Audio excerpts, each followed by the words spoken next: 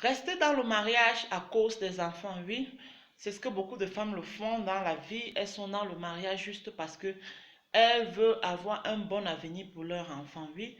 On pourrait bien vous conseiller de faire autre chose, mais ce que je vais vous dire, c'est que restez dans le mariage lorsque cela vous arrange.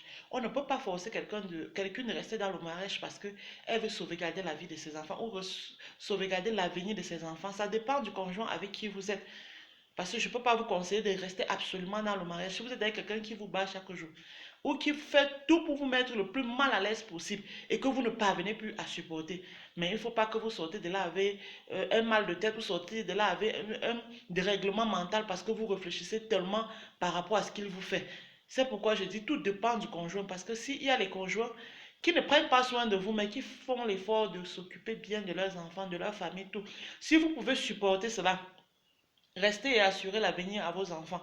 Mais ce que je peux vous dire, c'est que vous, femmes, battez-vous à travailler aujourd'hui. Parce que lorsque vous travaillez, il y a certaines choses que vous ne pouvez plus supporter.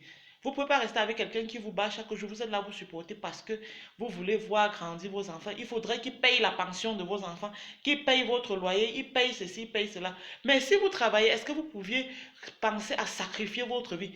Vous voyez les phénomènes de féminicide ici dehors. Tout ça, c'est quoi? C'est parce que les femmes supportent trop. Parce qu'elles disent que non, il faut que je reste dans le mariage. Puisqu'elles ne travaillent pas.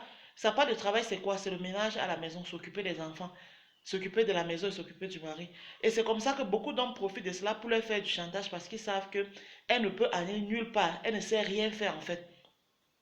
Elle n'apporte pas de revenus. Mais lorsque vous apportez de revenus, je vous assure, il vous respecte parce qu'il sait que si ça ne va pas, vous seriez la première à prendre la poudre d'escampette. Vous pouvez facilement vous prendre en charge avec vos un ou deux enfants, avec lui, que vous avez fait avec lui. C'est pourquoi j'exhorte toujours les femmes. Je ne refuse pas. Si vous pouvez supporter, restez. Mais franchement, si ça ne va pas, partez. Parce que la vie, si là, on n'est pas venu sur terre souffrir jusqu'à un certain niveau. La souffrance fait partie de la vie, mais pas jusqu'à un certain niveau. Vous n'allez pas venir à cause d'un homme, vous n'allez pas dormir. À cause d'un homme, vous auriez les blessures sur vous. À cause d'un homme, vous avez les blessures dans le cœur parce que vous pensez trop. À cause d'un homme, vous marchez en route, vous parlez seul. Pourquoi tout ça? Vraiment, les femmes, réfléchissez bien avant de supporter certaines choses.